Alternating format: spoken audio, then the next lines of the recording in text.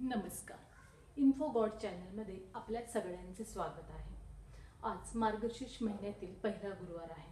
त्यानिमित्त ह्या चॅनलवरती सकाळीच महालक्ष्मींची गुरुवारची व्रताची पूजा, कथा, मांडणी, आरती आपण सकाळी बघितली असावी। नसेल बघितली तर त्याचा व्हिडिओ देखील चॅनलवरती अवेलेबल आहे। तसेच पोस्टमध्ये त्या व्हिडिओची लिंक मी टाकलेली आहे, ती लिंक क्लिक करावी व तो व्हिडिओ बघावा। आता हा व्हिडिओ श्री महालक्ष्मी देवीची व्रतकथा यावर आधारित आहे। ही कथा सकाळी लाईव्ह स्ट्रीम जे झालेले आहे त्यामध्ये देखील अवेलेबल आहे। जर तुम्ही तो व्हिडिओ बघितला नसेल तर ही कथा इथे सेपरेट सांगत आहे। ही कथा मार्गशीर्ष महिन्यातील गुरुवारचे व्रतकथा या पुस्तकामध्ये अवेलेबल आहे। तसेच तुम्हाला जर पुस्तक वाचायचे नसेल तर तुम्ही ही कथा फक्त ऐकू शकता किंवा घरामध्ये लावू शकता। ही कथा पुढील प्रमाणे आहे। श्री लक्ष्मी देवीची कहाणी, गुरुवारची व्रतकथा। श्री गणेशाय नमः, श्री लक्ष्मी देव्ये नमः। ओम श्री क्लूम ओम धनधनम देहि माम ओम धनदाय नमस्तुभ्यम निधि पद्माधियाय च भवन्तु तत्प्रसादन मे धनधान्यादि संपदा। एका लक्ष्मी देवी तुमची कहाणी। द्वापार युगातील सौराष्ट्र देशातील कहाणी। आटपाट नगर होतं, तिथे एक राजा होता, त्याचं नाव भद्रश्रवा। तो शूरवीर होता, शास्त्र पुराण जाणत होता, ज्ञानानं मानानं तो मोठा होता, संपत्ती सुखी होता। त्या राजाची राणी सूरजचंद्रिका, ती रूपवान होती, गुणवान होती, प्रतिव्रता होती, शीलवान होती, पण तिला ऐश्वर्याचा गर्व होता। ताटा होता, ती नेहमीच आपल्या तोऱ्यात वागायची। त्या राजा राणीला 7 मुलगे होते, एक कन्या होती, राजकन्येचं नाव होतं शांबाला। ती मोठी चुणचुणीत चाणाक्ष होती। राजाचं असं ते 10 माणसांचं कुटुंब मोठ्या आनंदात गुण्यागोविंदानं नांदत होतं, थाटामाटानं राहत होतं। एकदा काय झालं, लक्ष्मी देवीच्या मनात आलं आपण राजवाड्यात जावं, राणीला भेटावं, संपत्तीच्या धुंदीतून तिला जागं करावं, गोरगरिबांकडे पाहायला लावावं, धनाचा चांगला उपयोग करायला लावावा, साऱ्या प्रजेचं कल्याण व्हावं, ह्या राजाच्या खजिन्यात भरभराट व्हावी, आपण तिथे सतत राहावं। मग काय झालं, लक्ष्मी देवीने म्हातारीचं रूप घेतलं, काठी टेकत ती राजवाड्यात दाराशी गेली। तिला रखवालदारानं अडवलं। ती म्हणाली, राणीला भेटायचे। तसे एक दासी आली, ती म्हणाली, ए म्हातारी, कोण ग तू, गाव कोणतं, नाव काय, राणीला भेटायचं कारण काय? म्हातारीने सांगितलं, मी कमळाबाई द्वारकेला असते, राणीला भेटायचे, आशीर्वाद द्यायचे। कुठं आहे ती राणी? राणी साहेब कामात आहे, मैत्रिणींशी बोलत आहेत। तुझा हा अवतार, मैत्रिणी हसतील, राणी साहेबांचा अपमान होईल, त्या रागवतील, तू थोडा वेळ ये, खोलीत बस, चल। दासीने असा खुलासा केला तेव्हा म्हातारी तावातावाने म्हणाली, हेच ते, तुझ्या राणीला ह्या जन्मात संपत्तीचा गर्व चढला आहे। मागच्या जन्मी ती एका दरिद्र वैश्याची पत्नी होती, गरिबीने गाजली होती, नवऱ्याशी भांडत होती। एकदा असंच भांडण झालं, ती घरातून निघून गेली, रानावनात भटकू लागली। लक्ष्मी देवीला तिची दया आली, तिला लक्ष्मीव्रत करायला सांगितलं। असं तिने लक्ष्मीव्रत मार्गशीर्ष महिनाभर केलं। लक्ष्मी प्रसन्न झाली, घरात संपत्ती आली, धनधान्य आलं, भांडणं मिटली। मग तिचं लक्ष्मीव्रत अखंड चालू राहिलं। ह्या व्रताच्या पुण्याने तिला पुढच्या जन्मामध्ये राणीपद मिळालं, ऐश्वर्य लाभलं।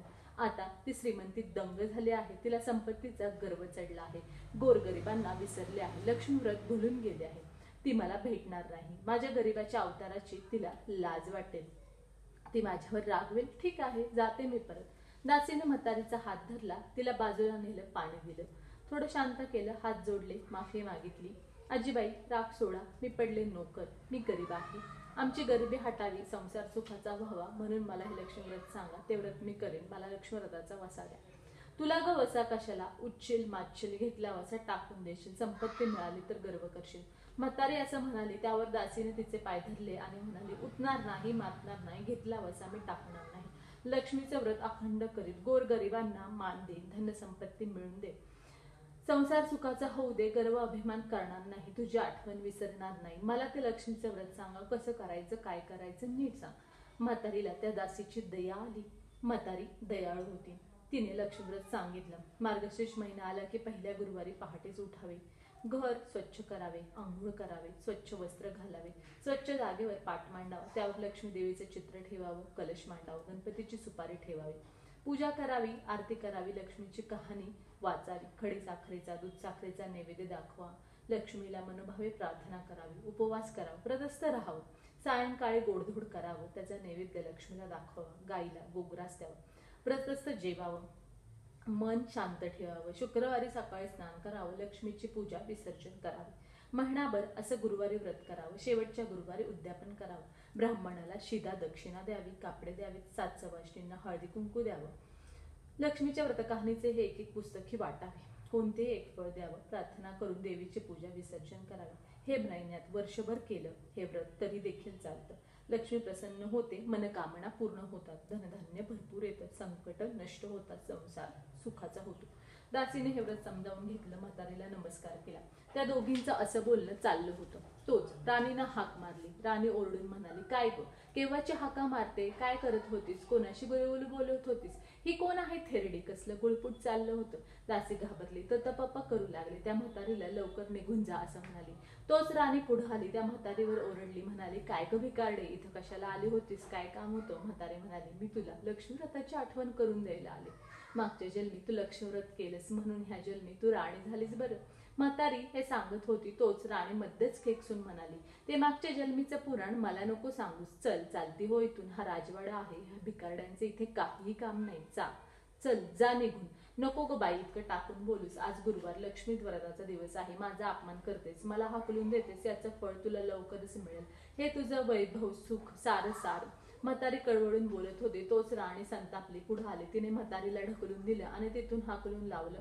मला शाप देतेस, चालते हो, निघ इथून जा असं म्हणाली. म्हातारी दडपडीत उठली, कणत विवळत तिथून निघून गेले. राणी मातेचं हे वागणं श्यामबालेनं वाडेवरून पाहिलं. तिला म्हातारीची दया आली, ती मागच्या जिनाने उतरली, मागल्या दाराने ती धावत गेली. म्हातारीला तिने गाठलं, तिचे पाय धरले, म्हणाले, आजीबाई क्षमा करा, माझ्या आईचं खूप चुकलं, ती अशीच रागवते, नेहमी ह्याला त्याला टाकून बोलत असते, तुम्ही शांत व्हा, राग सोडा, मी हात जोडते, पाया पडते, पदर पसरते, आईचे अपराध पोटात घाला, मी तिची लेक विनवणी करते, उडबाळ, तुझ्या आईनं पूर्वजन्मी लक्ष्मीव्रत केलं म्हणून तिला ह्या जन्मी राजवैभव मिळालं, पण ती श्रीमंतीमुळे उतली मातली, घेतला वासात टाकून, ज्याला त्याला टाकून बोलू लागली.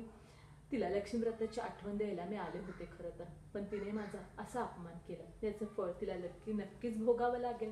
पण आता तू मला शांत केलंस, मी राग सोडते, जाते मी. म्हातारीचं असं बोलणं जायला लागली. म्हातारी बोलून जायलाच लागलेली. श्यामबालेने तिचा हात धरला. ती म्हणाली नम्रपणे, आजीबाई थांबा, मला ते लक्ष्मीव्रत सांगा, ते मी नेमाने करीन, उतणार नाही, मातणार नाही, घेतल्या वासात टाकणार नाही, सांगा मला ते लक्ष्मीव्रत कसं करायचं, त्याचे काय नियम आहेत, सगळी माहिती नीट सांग. म्हातारी श्यामबालेला लक्ष्मीव्रताची सगळी माहिती सांगते. श्यामबाले ही ते नीट समजून घेते. म्हातारीला ती वंदन करते. म्हातारी जागीच गुप्त होते. पुढे मार्गशीर्ष महिना येतो. पहिल्याच गुरुवारी श्यामबाला लक्ष्मी व्रत करते, सगळे नियम पाळते. 4 गुरुवार ती हे व्रत करते. शेवटच्या गुरुवारी थाटाने उद्यापन करते. सिद्धेश्वर राजाच्या मालाधर राजपुत्राशी तिचा विवाह होतो. श्यामबाला राजवैभव प्राप्त करते. लक्ष्मीव्रताच्या प्रभावाने तिचा संसार सुखाचा समाधानाचा चालू लागतो. तिकडे भद्रशवा राजा आणि सुरचंद्रिका राणी यांना हळूहळू दरिद्रता येते. लक्ष्मी व्रताचा कोप होतो. महालक्ष्मींचा कोप होऊन शत्रू स्वारी करतो. त्यांचं राज्य जातं, वैभव जातं. ते दोघंही रानवाट भटकू लागतात. एकदा सुरचंद्रिका राणी भद्रशिवा राजाला म्हणते, अहो काही आपली हिंदीन दशा, आपली मुलगी श्यामबाला वैभवात नांदते आहे, जावाई आपला भला राजा आहे, त्यांच्याकडे एकदा जा आणि ते जे देतील ते घेऊन ये. भद्रशिवा राजा मालाधर राजाकडे गेला. राजधानी बाहेर नदीकाठी जाऊन बसला. राणींच्या काही दासी तिथे पाणी भरायला आल्या होत्या. त्यातल्या एका दासीने भद्रशिवाला ओळखलं. ती धावत पळत राजवाड्यात गेली. धापा टाकीत तिने श्यामबालेला सांगितले, सरकार तुमचे वडील आले आहेत, फाटकं तुटकं नेसले आहेत, नदीकाठी बसले आहेत. श्यामबालेने दासीजवळ जरीचे कपडे दिले, मोत्यांच्या माळा दिल्या, घोडा पाठवला. भद्रशिवा राजाला सन्मानाने वाजत गाजत राजवाड्यात आणलं. मालाधर राजाने सासऱ्यांचे स्वागत केले, सत्कार केला, भोजन दिले. काही दिवस चांगला पाहुणचार झाला. भद्रशिवा राजा जायला निघाला तेव्हा त्याला मालाधर राजाने एक हंडा भरून सोनं दिले. तो हंडा घेऊन भद्रशिवा परत आपल्या आश्रमामध्ये आला. सुरचंद्रिका राणीला खूपच आनंद झाला. बरं झालं बाई, लेकीने फार उपकार केले, आपलं सारं दारिद्र्य आता मिटणार, हटणार, आपण सुखी होणार म्हणून त्या हंडा उघडते. आत हात घालून बघते तर काय, त्यात सारे कोळसेच. हाय रे माझ्या नशिबा, आपल्या लेकीने हे काय फसवलं. तिला राणीपद आलं, तिने आपल्या दुःखावर अशा डागण्या दिल्या, हे सगळं उलटच होऊन बसले असं म्हणून ती रडू लागली. थोड्याच दिवसात सुरचंद्रिका राणी स्वतःच लेकीकडे जाते. नदीकाठी जाऊन बसते. तिथं पाणी भरायला दासे येतात. ती त्यांना सांगते, अगं दासींनो, तुम्ही कोणाच्या दासी, तुमच्या त्या राणीला सांगा, तुझ्या आई आली आहे, फाटकं तुटकं नेसले आहे, नदीकाठी बसले आहे, दासींनी जाऊन शांबालेला सांगितलं. शांबालेने मीना पालखी पाठवला, वस्त्र अलंकार पाठवले, आईला सन्मानाने राजवाड्यात आणलं, नाव माखं घातलं, पेतांबर पैठणी बसवली, पाहुणचार केला. तो दिवस मार्गशीर्ष महिन्याचा पहिला गुरुवार होता. शांबालेने लक्ष्मीव्रत केलं, आईलाही ते करायला लावलं. महिनाभर ठेवून घेतलं. 4 गुरुवार ते व्रत झालं. शेवटच्या गुरुवारी लक्ष्मीव्रताचं उद्यापन झालं. मोठ्या थाटामाटात तिने उद्यापन केलं. सूरजचंद्रिकेने लक्ष्मी देवीला प्रार्थना केली. दरसाल ते व्रत करण्याचा संकल्प केला. आनंदाने फळप्रसाद घेतला. मालधर राजाने सासऱ्याला रथ पाठवला. त्यांना आपल्या घरी आणलं. पुढे सगळी तयारी केली. शत्रूवर त्यांनी स्वारी केली. सासऱ्याचे राज्य पुन्हा मिळालं त्यांना. लक्ष्मीव्रताच्या प्रभावाने सगळा आनंद झाला. पूर्वीचं वैभव पुन्हा मिळालं. सूरजचंद्रिका राणी सुखा समाधानाने मोठ्या सन्मानाने पुन्हा राहू लागली. तिचे लक्ष्मीचे व्रत अखंड चालू राहिले. लक्ष्मी देवी प्रसन्न झाली. राणीनं उतणार नाही, मातणार नाही, घेतला वसा टाकणार नाही असा संकल्प केला. गोरगरिबांचं कल्याण केलं. दार धर्म करून पुण्य मिळवलं. शांबालेला इकडे आनंद झाला. ती एकदा माहेरी आली. काही काळ राहिली. परत जाताना तिने तो कोळशाचा हंडा मिठाने भरून घेतला. घरी गेली. मालधार राजाने विचारलं, माहेराहून काय आणलंस? शांबाला म्हणाली, राज्याचं सार आणले. माझ्या वडिलांचं राज्य समुद्राच्या काठी आहे. तिथलं हे सार म्हणजेच मीठ हे फार उपयोगाचं आहे. मिठामुळे रोजचं जेवण रुचकर बनतं. मीठ ही बहुमल वस्तू आहे. मालधर राजाला ते पटलं. तो म्हणाला, खरंच सौराष्ट्र देशातील तुझ्या माहेरचे हे मीठ धन आहे. तू मोठी चतुर आहे. लक्ष्मीव्रताचा असा प्रभाव आहे. लक्ष्मी देवी अनेक नावांनी प्रसिद्ध आहे. सिंधू कन्या, महालक्ष्मी, श्रीलक्ष्मी, रमा, राधिका, रामेश्वरी, रुक्मिणी, पद्मा, चंद्रा, विरजा, मालती, कुंददंती, सुशेळा, कमळा, कदंबमाला, राजलक्ष्मी, गृहलक्ष्मी अशी तिची अनेक नावे आहेत. अशा थोर लक्ष्मीचं व्रत जे जे लोक मनोभावाने करतात, नियम पाळतात, त्यांना महालक्ष्मी व्रता प्रसन्न होते. व्रत करणाऱ्यांना ती धनसंपत्ती दान करते. संसार त्यांचा सुखाचा करते, आनंदाचा, समाधानाचा, समृद्धीचा करते, संकट नष्ट करते, सर्व मनोरथ आपले पूर्ण करते. उतू नका, मातू नका, घेतला वसा टाकू नका, टाकून कुणाला बोलू नका, शांत मनाने लक्ष्मीची प्रार्थना करा. या पुस्तकाची एक एक प्रत सर्वांना वाटा. त्यामुळे पुण्य प्राप्त होते. व्रताचे फळ मिळते. नेमधर्म पाळा. नेहमी निर्मळ मनानं वागा. त्या राजा राणींना, दासींना लक्ष्मी जशी प्रसन्न झाली तशीच ते तुम्हा आम्हाला हो. ही 60 उत्तराची कहाणी. 5 उत्तरे सफळ संपूर्ण. श्री लक्ष्मी माता की जय. आत्ताच आपण आपल्या इन्फोगॉड ह्या चॅनलवरती मार्गशीर्ष महिन्यातील गुरुवारची व्रतकथा ऐकली. आय होप तुम्हाला ती सगळ्यांना समजली असेल व तुम्ही हा व्हिडिओ लावून ती ऐकाल किंवा डाउनलोड देखील करून घ्याल. ह्या व्रताबद्दलची इतर माहिती, साहित्य, त्याचा शुभ मुहूर्त, ते कसं करायचं, त्याची मांडणी, आरती हे देखील व्हिडिओ आपण आधीच अपलोड केलेले आहेत. त्याची लिंक देखील पोस्टमध्ये टाकलेले आहे. तुम्हाला इतर कोणतीही माहिती हवी असल्यास कमेंट बॉक्समध्ये मला कमेंट करून कळवावे.